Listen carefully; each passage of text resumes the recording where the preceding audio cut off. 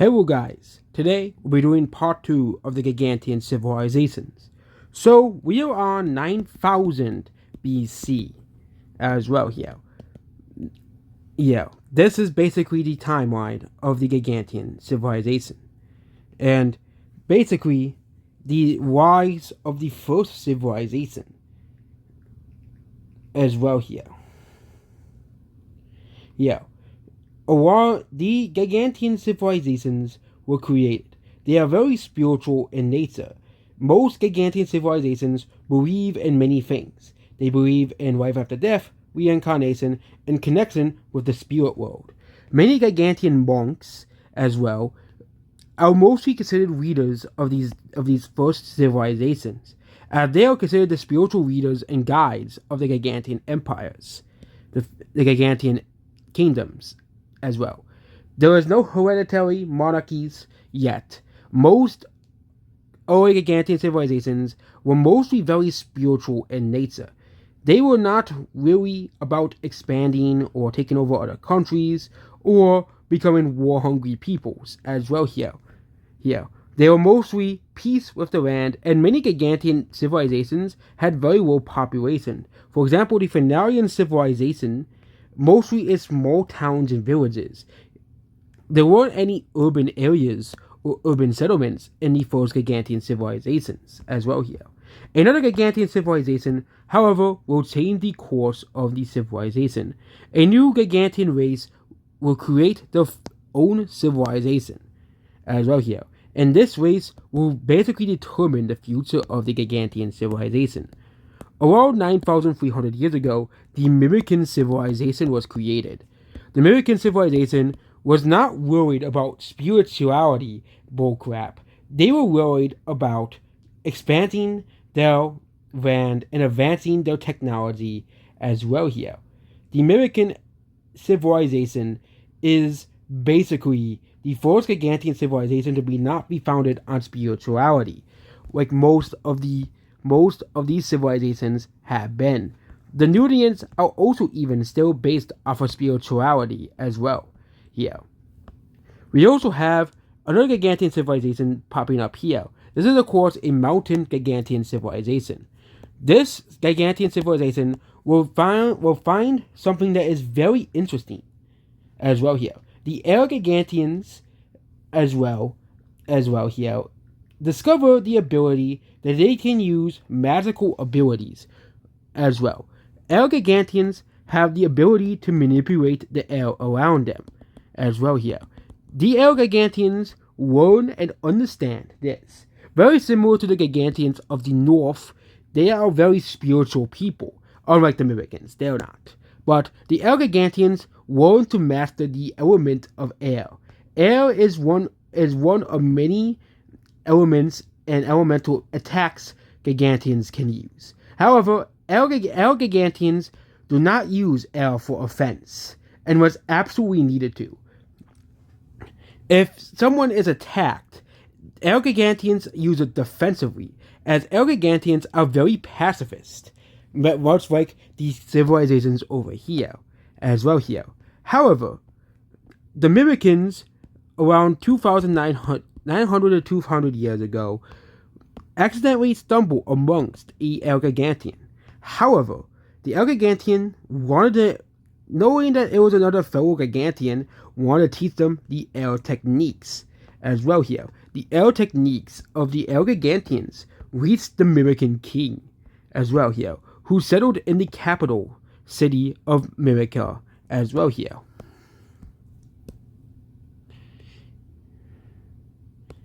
Here, the capital city of America was a proud central government as well here.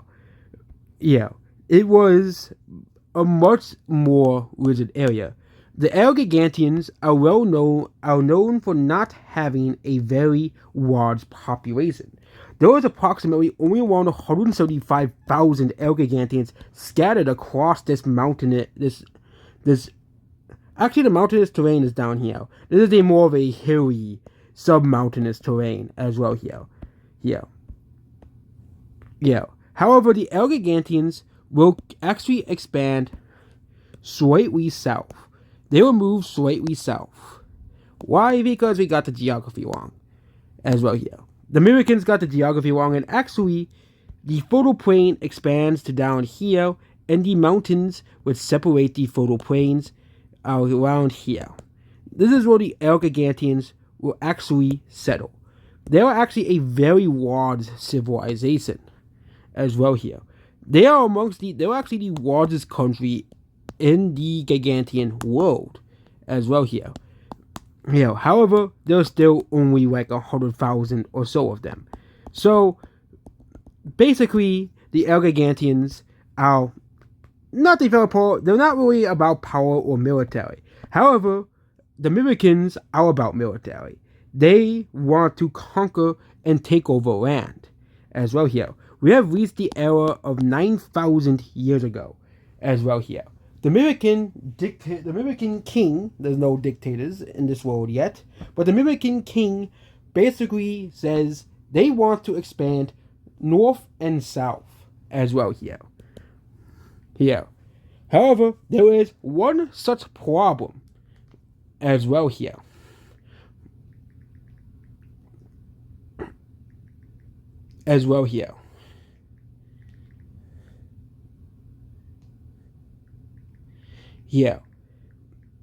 A new civilization was formed, and the Americans' worst enemy was created. The Tamorians. This upsets the Americans. They have a mortal enemy to the south. The Tamorians, at first, were a very peaceful country as well here. Tamorians were much like the Gigantians. They were very peaceful. They also have discovered other techniques as well here, discovering many technologies that had to do with Gigantian magical abilities as well here, to understand the elemental nature as well here. Tamorians began to understand the nature of water and the nature of plants as well here. They have been able to use plants to basically create kind of like a grass Pokemon. They're able to basically create grass particles and plant particles as well here. Around 8,850, some even use fungi attacks as well here. And some water Gigantians will move to the northern areas and settle a new civilization right in the northern area in the most northernmost continent as well here, which has bitter cold temperatures, and the Ice Gigantians civilization was formed as well here. This Ice Gigantian civilization is more like the Inuit tribes of Alaska and Canada as well here, and are mostly very sparsely populated. However, very much powerful warriors, with the Americans, with their much more smarter minds and their much more better technology, attempt to invade the Tamorian kingdom, the Tamorian civilization. Americans set foot into the Tamorian civilization as well here, expanding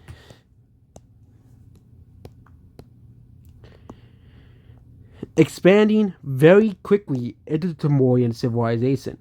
The Tamorian civilization warns the Tamorian leader, the Tamorian tribal leader, and he says, they may have sticks and stones. They may have stronger weapons than we do. They may have primitive swords and primitive spears and bows and arrows, which could kill us instantly. However, we have our abilities. We can manipulate water and plants, and they cannot as well. Many of the grunt forces, however, who have not practiced these abilities, as only a few hundred have truly understood these abilities. However, once many have been put onto the front lines as well here, this causes the American forces to be pushed back. The American Empire is shocked and astounded by this sudden pushback against the American armies as well here. They are suddenly struggling for the first time ever. They believed that because of their technology and because of their much more larger population, for example, the Americans and Timorians, the first gigantian civilizations as well here,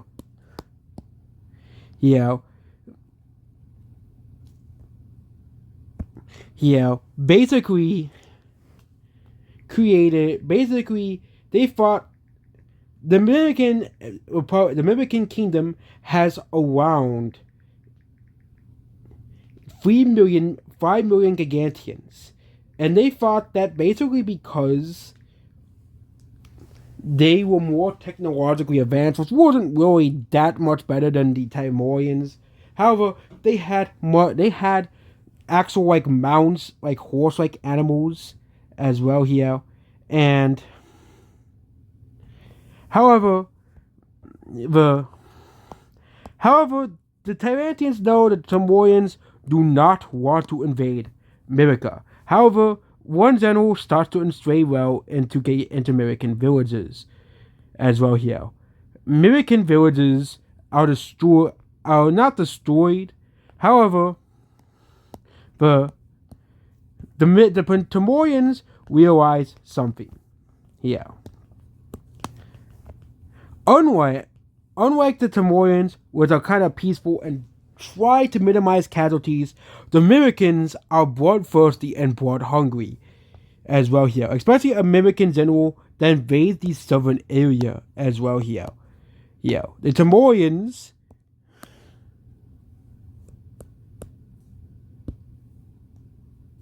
the Timorian chiefs are shocked by this.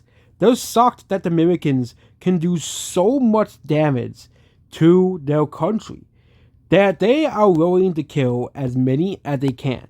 Thing is, there's no international order or no allies to really help them, as there's no real other neighboring countries or civilizations that really could compete with them. The Southern General kills, kidnaps people, and even enslaves people. This is absolutely horrid. However, even with magic, the populations of both states, the Timorians have straight up only 500,000 and it's dropping fast in the southern areas. In the sparsely populated southern areas, where most of the people living in these two settlements in the northern area, an American empire has around 5 million people, 5 million gigantians living in it as well. Yeah. Which means no matter what magical powers they use, which is only a couple hundred, however, the Americans start to notice and start to say, hey, we are gigantians. We could be able to do that too, as well here.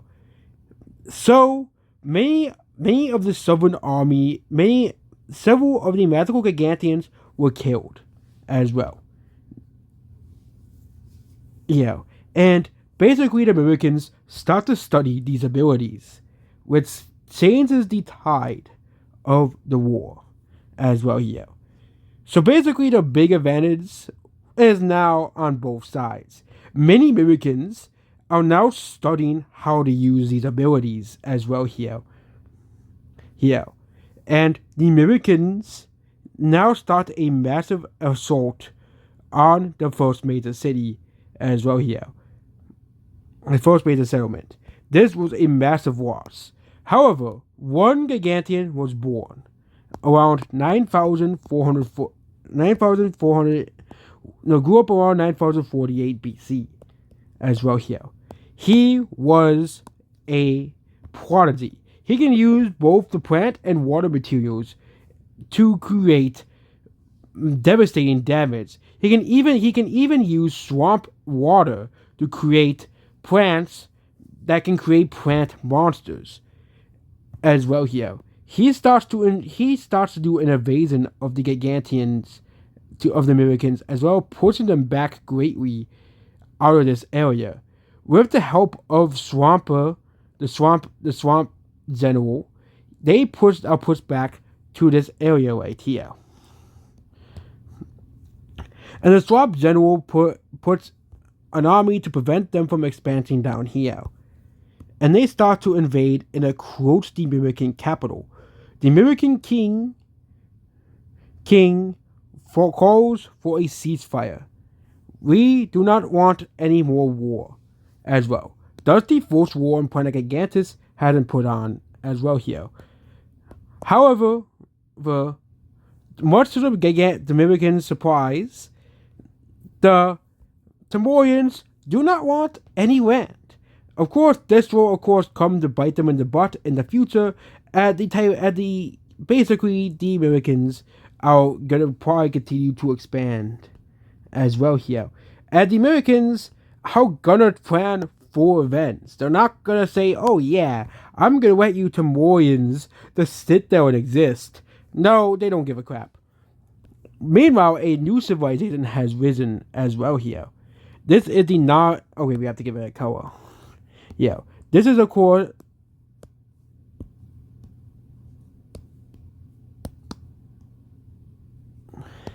This is another very large civilization as well here, and they discover something unique as well.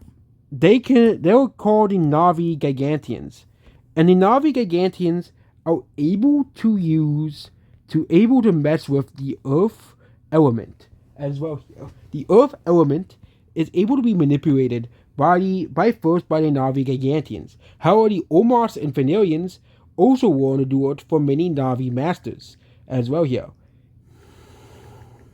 Here. And they are the newest civilization to exist in the Gigantian era.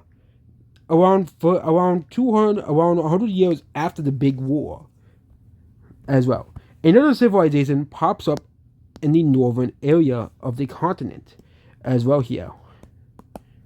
Here. This is the Fenestro Gigantians. The Fenestro Gigantians are also very smart and very technologically advanced as well here. The king sets up a capital in the northern portion of the area. This becomes one of the biggest and largest settlements as well. Many Tamorians and Americans actually settle and move there. However, most of the capital is mostly Fenestro Gigantians as well here. And the civilization was founded around 100 years after the Navi civilization was founded as well here. Here. The Proto-Tyrantians, however, the age of the Proto-Tyrantians come to an end as well here. Here. The Proto-Tyrantians are very spiritual people. However, one individual starts a civil war amidst the Proto-Tyrantians around 20 years after the creation of the Fenestrian country. This is General Nissus as well here. He is a Tyrantian. The Proto-Tyrantians are mostly just Tyrantians. They're called Proto-Tyrantians because they really weren't a war-hungry species. However, General Fenestria starts an invasion as well here. The Proto-Tyrantians use many of their elements to fight against it, as word about the Earth element and the Earth element spread across Tyrantians. However, the general knows both elements, and over time,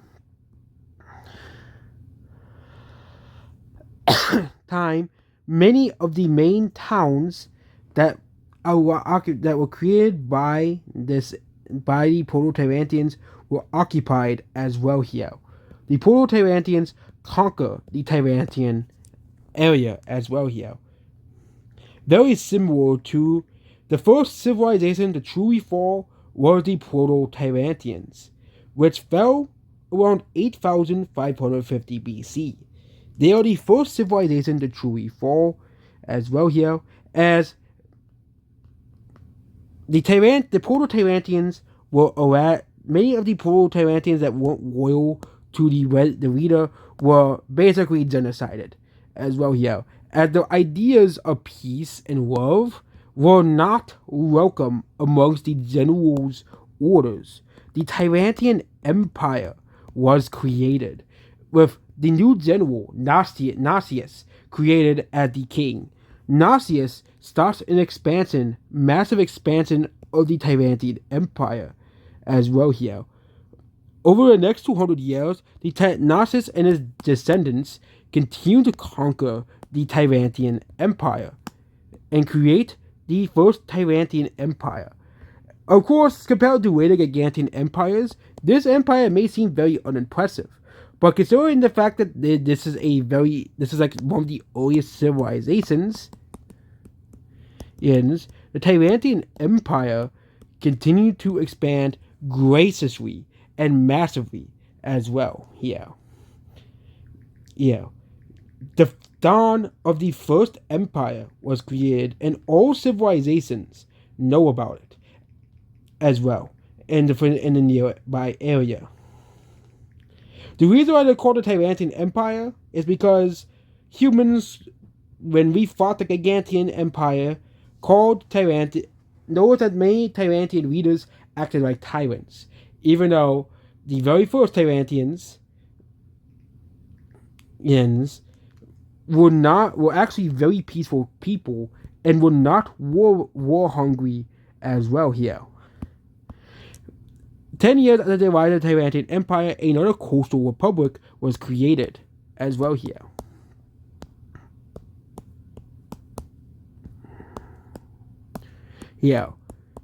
Sedera was created, and it was created as a republic, as a kingdom, and its capital was created to basically trade with other Gigantian civilizations as well here. They also have the first Gigantian to really create a military as well here, as the Sedera military is pretty strong, with many elemental Gigantians serving in it from all across the world as well here. However, the last major element for there are two elements that have yet to be discovered: electricity and fire as well here. In the Tyrannian Empire, in the mountainous areas of the central Panhandle, well, the Tyrannians discover electricity. This is, of course, one of the major elements as well here.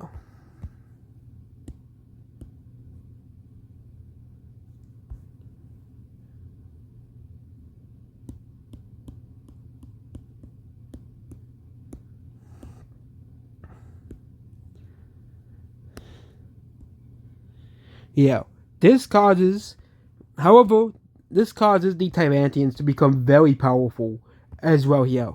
The Tyrannians also create their capital city as well here. We're gonna have to make a different shade of yellow because we're using yellow for the Tyrannian Empire as well here. However, the last element to be discovered was fire, and that was the desert Gigantians as well here. Around this area right here, the desert civilization was created as well here.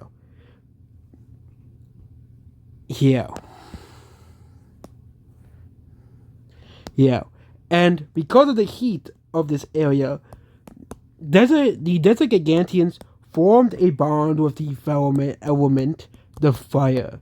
The desert nomads created a fire elemental attacks, and the Gigantians first discovered these elements around 100 years in their first travel, and around 200 years later, that all the elements can exist on the Gigantian plane as well here.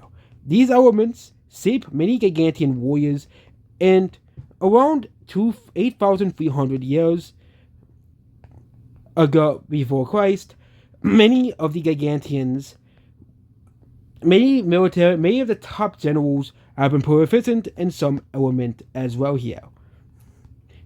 How these elements shape the world as well here.